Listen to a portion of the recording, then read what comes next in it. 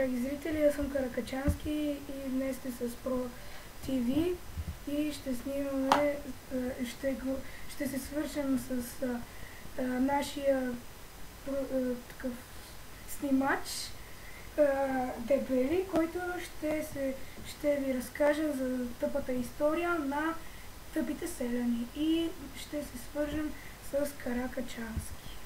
Здравей, Дебели, аз съм Каракачански и се свързахме с теб, за да говориш с нашите селяни, за да ги питаш защо са толкова с селската простотия, защо са толкова прости.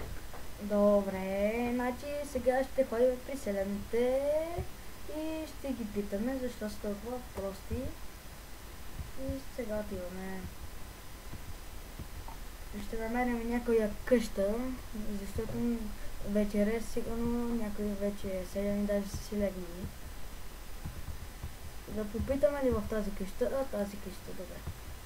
Опа, не искам да се успея. Господине, здравейте. Какво ще кажете за селските тази господин идиот? Добре, отиваме при някой да бъдете.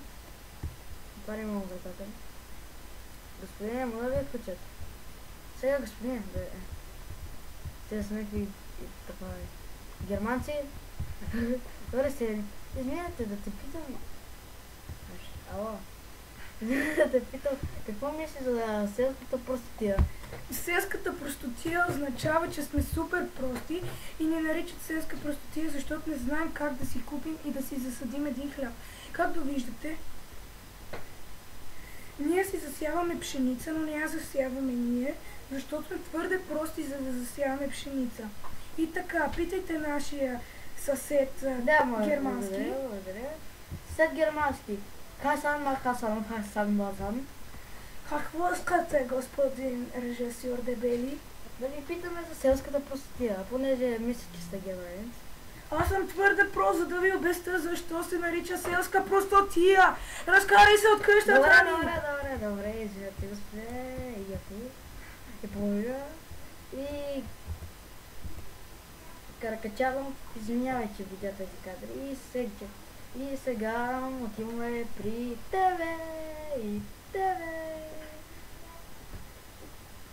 Благодаря ти, Дебели, за твоето свързване с малумните селяни и много благодаря. Довиждане.